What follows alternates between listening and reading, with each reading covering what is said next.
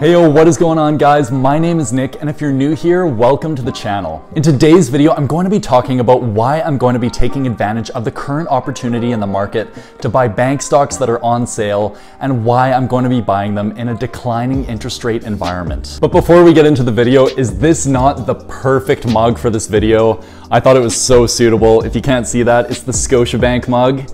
Heck yes.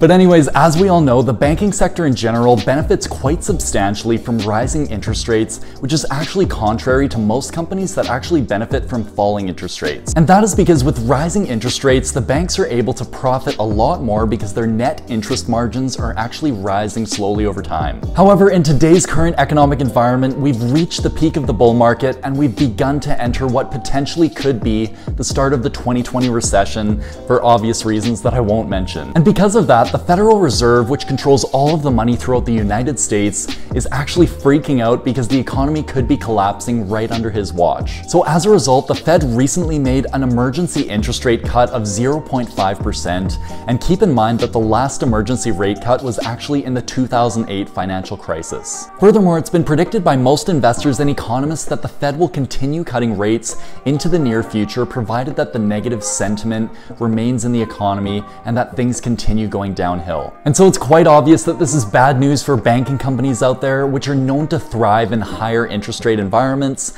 And so this has obviously sent their share prices plummeting in the short term. But personally, I'm just viewing this as an excellent opportunity to buy into solid long-term oriented companies. And in this video, I'm going to be explaining the 5 reasons why that is, and also the banks that I plan on buying into. So if you do enjoy this video, make sure to give it a big thumbs up for the YouTube algorithm. I really do appreciate it. And then if you haven't already, definitely consider subscribing for more weekly content just like this. And so with that said, let's jump into my counterintuitive strategy to buy bank stocks in a falling interest rate environment. Alright guys, now one of the big reasons why I'm buying into bank stocks at this moment is because of their diverse streams of revenues. While there are many different ways for banks to generate revenues, it is very important to realize that the primary source of revenues for banks comes from interest income on loans. How it works is banks will borrow money at a low interest rate from the Federal Reserve if they're in the US, or the Bank of Canada in Canada, and then lend that money out to their customers at a higher interest rate and effectively profit the difference. But the banks can also loan out the money that they receive in terms of deposits into checking and savings accounts from customers like you and I. And of course, the bank would loan out this money at a higher interest rate than they would pay you in their savings account, so that's how they profit the difference. But as I mentioned, banks have very diverse sources of income, and the one thing that you do need to realize is they make money from non-interest income as well. Now, this income could be derived from the fees that you have to pay in your checking or savings accounts just to keep it open. It could also be derived from insurance premiums that the banks receive. It could also be for keeping your mutual fund account open and keeping it professionally managed, etc., and all of the above. And so in a falling interest rate environment, the banks will rely heavily on this non-interest income to be able to protect itself from lower interest income that they'll be receiving as the net interest margins compress. In fact, just to give you an example of this, I recently found out that the checking account that I opened with RBC, the fee for holding the account open is actually going to be increasing in the near future here. And so that's just one way that the bank is going to make up for the losses in interest income in a falling interest rate environment. But on the other hand, in good economic times when interest rates are rising, the banks can afford to have lower non-interest income because their interest income is making up so much of their revenues. So at the end of the day, for a bank, it's really about balancing the interest income and the non-interest income depending on the economic times that's facing the bank. So now let's take a look at the Royal Bank of Canada and see how much they're generating in terms of net interest income compared to the non-interest income that they make every single year. And as we can find from their annual 10K report for 2019, the net interest income that they made was around $20 billion, while the non-interest income that they made was around $26 billion. So they're very well diversified across it, and they actually make more non-interest income than interest income. So for that reason, I'm not too worried about the short term where the bank is going to have compressed net interest margins and making less net interest income. And any big impacts to how much they earn in interest income might be mitigated by the fact that they're increasing their non-interest income in the same period. Alright guys, now Now, the second reason why I'm going to be buying into Canadian bank stocks very soon here is because of the increasing dividend yields. Now, as we all know, their share prices have not been doing too well recently. They have been plummeting ever since all of this news about oil price crashes and everything of the sort, but that means that dividend yields are going up simultaneously. For most of the big Canadian banks, these dividend yields are at all-time highs when compared to recent history over the past 10 years. And by that, I mean that most companies are actually yielding upwards of 5 or even 6% on their dividend if you were to buy in today. But of course, like I've talked about in my previous videos, it's not always a good idea to just look at the dividend yield. There's always so much more than that behind the scenes. So what we need to look at is the dividend payment history and increases of dividend payments, because Canadian banks are amazing for that. I'm not gonna lie, over the past 10 years, it's pretty hard to find a Canadian bank that has not been increasing its dividend every single year. And not only that, but most of the Canadian banks didn't even cut their dividend in the 2008-2009 financial crisis, which is absolutely ridiculous in my opinion. I mean, think about it for a minute. This was the worst time in history for banks across the world, and Canadian banks were still paying out their dividends to their shareholders at the same rate that they set the year previously. And that's what I call dedication. But we don't have to look too far out of Canada to find that many of the banks in the US, like JP Morgan Chase, Bank of America, were actually not able to sustain their dividends during this period and cut it or even completely eliminated the dividend in the 2008 financial crisis. So this honestly just goes to show how well managed the Canadian banks are compared to any other banks in the world. And on that note, if you haven't seen the movie The Big Short, I would highly recommend it and definitely check it out, because then you'll know what I'm talking about. And finally, as I've talked about in many other videos, the payout ratios for many of these banks are actually very modest. For Royal Bank of Canada, they've been keeping their dividend payout ratio between 40 and 50%, which is very manageable, especially if their earnings drop another 25%. They're still going to be continue earning non-interest income and interest income, and they'll be able to pay out that dividend no problem. So in terms of the dividends, I'm really not worried about them being cut whatsoever in the future, and I'm also loving the fact that the yields are super high right now. All right guys, getting into the real stuff here. Whenever looking at a company that's going through tough times at the moment, it's very important to look at the balance sheet, and specifically the amount of cash that that company has on hand on the balance sheet. So in this part of the video, I want to go through one of the main banks here in Canada, and that is going to be RBC, the Royal Bank of Canada, and then that way you can apply this judgment to many of the other banks and make your own investing decisions. So by looking at their balance sheet, we can find out if the company is still able to pay that dividend over the short-term future based on the amount of cash that they have on their balance sheet. And what we can find from RBC's 10K report in 2019 is that they paid out $6 billion in dividends to shareholders, while they currently have over $26 billion in cash and due from other banks on their balance sheet. Now, this obviously shows that the company has very good financial strength and that they'll be able to continue paying out this dividend even if they make nothing in terms of net income in 2020. And as we all know, that is absolutely absurd to say, because banks always know how to make money. But switching gears here, I really also think that it's very important to consider the impact that oil and gas has had on the Canadian economy recently and how the banks are actually going to hold up. As we all know, the price of oil has been tanking lately, with WTI going down to like $30 per barrel. And some people might be worried that the Canadian banks are just not prepared for these oil and gas companies that might go bankrupt on their balance sheets. And so before investing into a Canadian bank, what you have to realize is that some of these banks have different levels of exposure to the oil and gas industry. For instance, if we take a look at Bank of Montreal, or BMO, they actually have the highest exposure to oil and gas among all of the Canadian banks, and that tops in on their books at 2.8% of their loans. But on the other hand, we find some Canadian banks that really don't have a whole lot of exposure to oil and gas whatsoever, and those would be RBC with an exposure level of 1.2%, and then TD, which has an exposure level of 1.3%. And overall, just buying any Canadian bank now compared to 2014 is so much better,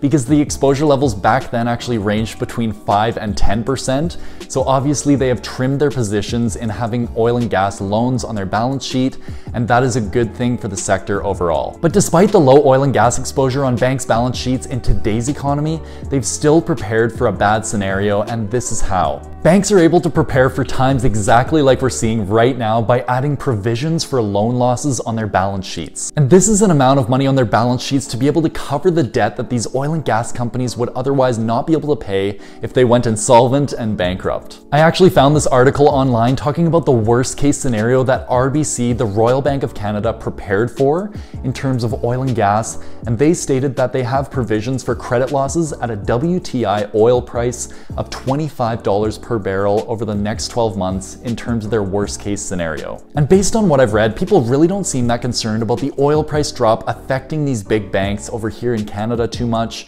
but rather the larger economy in the grand scheme of things. So it's nothing to be worried about in terms of the banks themselves. Alright guys, so coming in with the fourth reason on why I want to buy into Canadian banks so badly right now, and that is because of their historical performance. Now, even though history cannot predict future events, we all know that, it is a pretty good indicator to see how well a company is held up in a bad economic time. Now, taking RBC as the main example here again, we can see from their track record, their stock price performance, that they've done very well, having a long-term track record of share price appreciation, along with many of the other Canadian banks over here in Canada. And although they did tumble very quickly in the past recession, yes, it is true, they dropped about 50% of their value literally in about 6 months. They did recover just as quickly and almost hit all-time highs within the next year or two.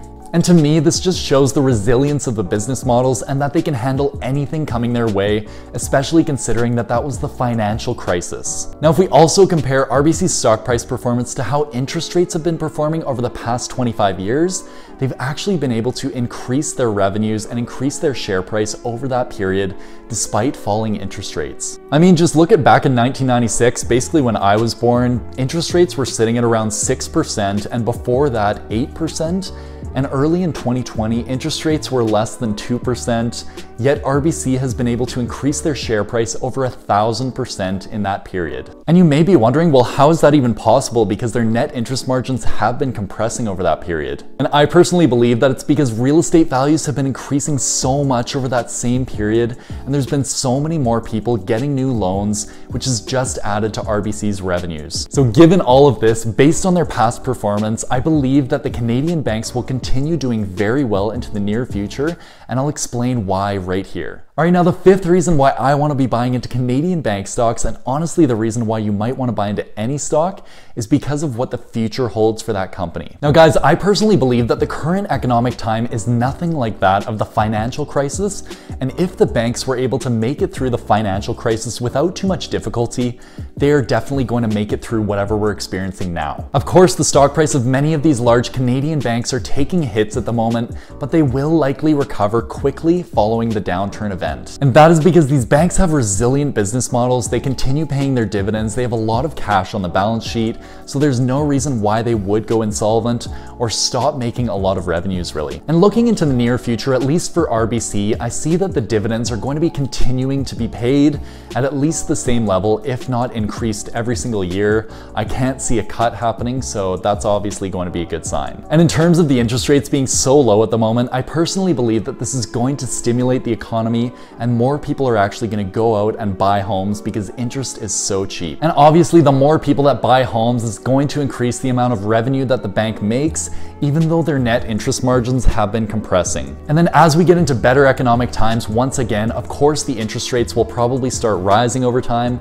And since the banks will have all of these loans on their books, they'll start making a higher net interest margin, and it's going to be a heyday for them. So overall, I personally believe that the Canadian banks will continue to thrive whether or not the interest rates are rising or they're lowering. It really doesn't matter in my opinion. I just see it as getting a really good deal on a long-term amazing company that will continue to pay dividends well into the future. And so as I promised at the beginning of the video, I would be telling you guys which banks I plan on buying into.